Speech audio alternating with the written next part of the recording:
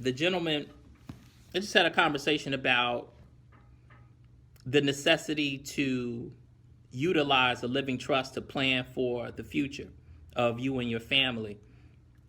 What the gentleman shared was his daughter, and I'm just giving backdrop again in case you're just tuning in. The gentleman shared that he has a 25-year-old daughter. He has a couple of $100,000 in life insurance, and he is a homeowner. His daughter doesn't. I mean, she makes a decent wage. I think that calculates out to about $30,000 a year. So she makes no more than $35,000 a year, probably perhaps not enough to maintain a household. And seemingly she does not have the financial experience to do so, even if financially, from a month-to-month standpoint, she could afford to do so. So the concern is that we're going to leave to our children and other loved ones assets, assets that we worked a lifetime to acquire.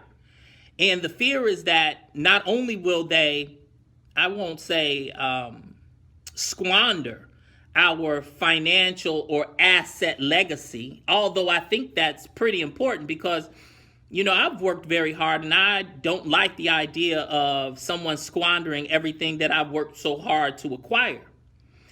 But even more important than squandering assets that we've acquired upon or after our passing, I think most of us really want our assets to be of benefit to those whom we love and we have chosen to bless, to gift or bequeath our assets to. Unfortunately, though, like in this man's circumstance, he has a 25-year-old child who, one, is not in a financial position to maintain what she would inherit, i.e. his home. Two, there's the very likelihood that she'll squander the $200,000 in income, if you will, that she'll receive from the life insurance proceeds, not to mention other assets that may be available. So then the question becomes, what is it, or what can one do to best ensure that, one, your legacy continues on, that it is not squandered, and two, that the gifts you leave to your heirs or to those whom you love are best utilized or maximized?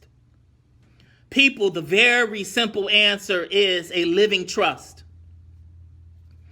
In addition to a living trust, the very simple answer is education. Now, one, we have to begin educating ourselves, and we have to educate those around us. We must begin educating our children.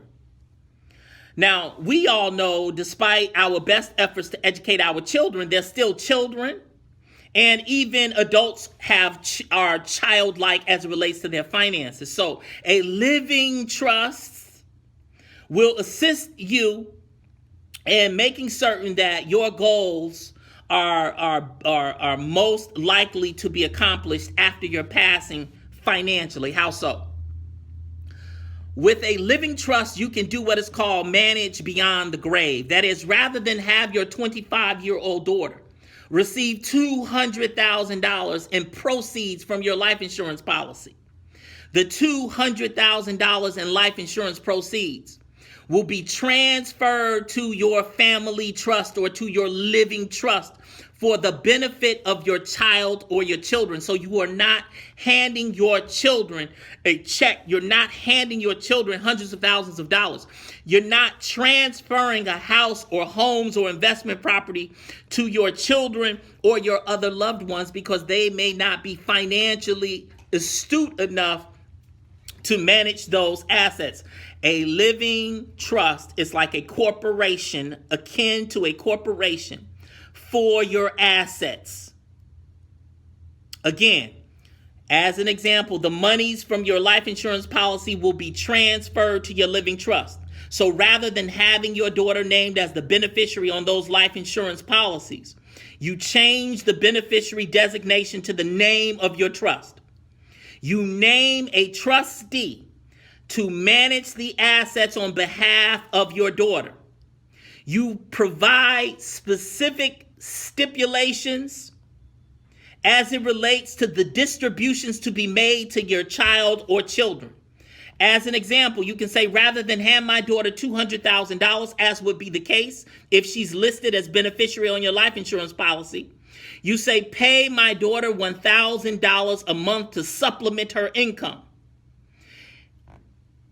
In addition, as an example, in addition to the $1,000 a month that you will pay to my daughter, also provide to her as much money as is necessary for her education, for her well-being, and for her health.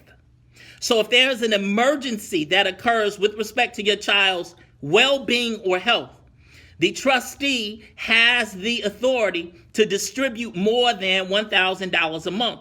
If your daughter seeks to advance her education, the trustee has the authority pursuant to the trust agreement to distribute more than $1,000 per month to your daughter.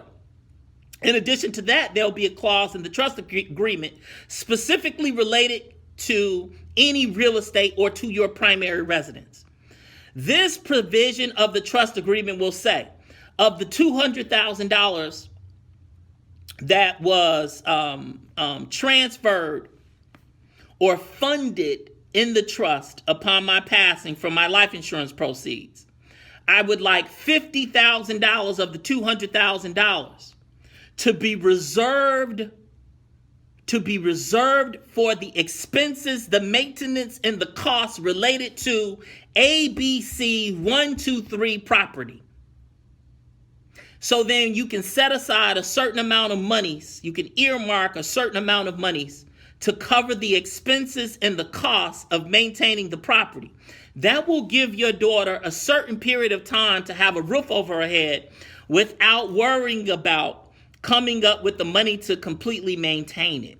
So you can say, well, the cost of maintaining my home, at this time is $5,000 a year or $10,000 a year. So I'm going to give my daughter 5 years of maintenance and costs to get her on her feet. If after the 5-year period or otherwise the $50,000 runs out, you can write this into the trust agreement. Then after the 5 years, if my daughter is still not financially able to maintain the property, then the trustee is instructed to sell the property and distribute the proceeds into my children's separate trust. So the proceeds from the sale of the property will go back into the trust, and then the terms of the trust provision called the children's separate trust provision, which called for your daughter to receive $1,000 a month and distributions of additional sums in the event she needed it for her health or well-being or education. That's an example of how a living trust works. Everyone needs a living trust, especially if you have children.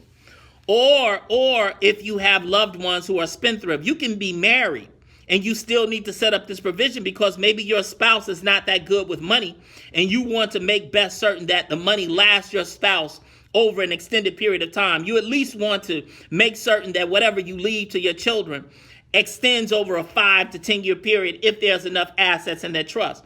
There's also a provision in the trust that says if the corpus or the assets in the trust fall below a certain level. So when the money's in the trust or the assets in the trust, if the value falls below, let's say $50,000, the trustee has the ability to go ahead and distribute all of the assets of the trust and go ahead and close the trust out. So there is some flexibility in the trust. People know that in order for us to build a strong economic foundation in our community, we must begin to utilize 2016, 21st century technology.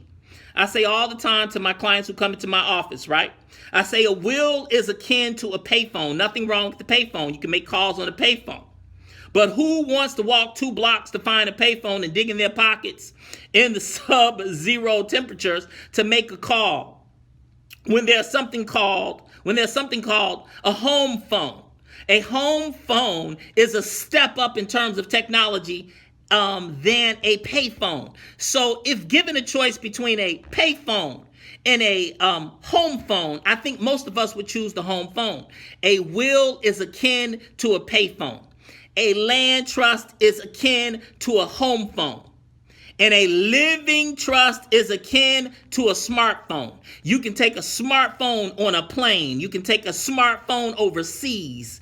I am videoing myself right now on a smartphone. You can record yourself on a smartphone. You can bank on a smartphone. You can take photos on a smartphone. A living trust is a smartphone. Let's get smart, people.